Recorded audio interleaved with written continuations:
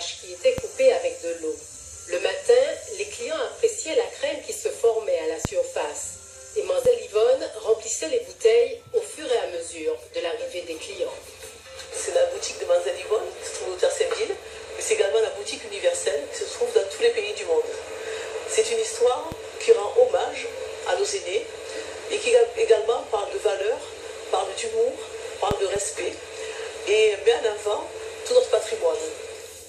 Bien au-delà du simple esprit commerçant, Arlette Pujard a voulu faire ressortir le côté implicitement social et solidaire que revêtaient à l'époque ces petites boutiques. On venait dans la boutique, on disait bonjour.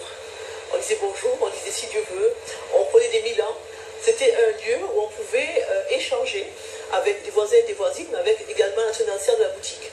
Et aujourd'hui, tout cela a disparu. On avait un carnet de crédit, donc il y avait une relation de confiance avec l'épicière, mais il y avait aussi beaucoup de relations sociales, je dirais. Quand quelqu'un était malade, eh bien, on venait chercher des provisions pour amener à la personne. Quand quelqu'un aussi avait du troc à faire, avait du poisson par exemple, elle pouvait échanger contre du sucre ou de la farine. Autre aspect non négligeable de cette petite boutique, leur fonction hautement écologique pour l'époque, où rien ne se perdait et tout se transformait. C'est à la boutique aussi que l'on venait prendre son manger cochon, parce qu'il y avait souvent des bombes de manger cochon que l'on venait recueillir, et il y avait surtout, j'ai envie de dire, du recyclage. Il y avait surtout la récupération des bouteilles en verre, la récupération des petits pots de yaourt en verre. Tout cela, on ne jetait rien à l'époque, et on venait ramener tout ça à la boutique. Venue de Marseille, où elle habitait petite fille, Arlette Pujard venait passer ses vacances scolaires dans la boutique de sa grand-mère. Et cette venue suscitait toujours la curiosité des voisins.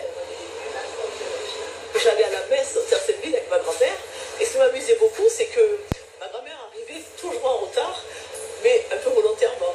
Et pourquoi? Parce que ce qu'elle aimait, c'est quand je rentrais dans l'église avec elle, je lui donnais la main, j'ai ma petite robe avec des volants, comme une petite fille avait à l'époque, avec des jupons à mi donner, des rubans dans les cheveux, et toutes les personnes à l'église se retournaient pour voir l'entrée de ma grand-mère avec sa petite fille venue de France. Un roman où l'on se plonge ou se replonge dans cet univers de solidarité, d'entraide, où à l'époque, l'écologie, les valeurs humaines étaient la base de la société. Vinvon d'Arlette Pujard, un livre très intéressant. Allez, on part maintenant l'autre bord, avec la réouverture à Paris cette semaine d'un ancien cabaret antillais, un club de jazz qui a été entièrement transformé pour retrouver sa vocation et son lustre.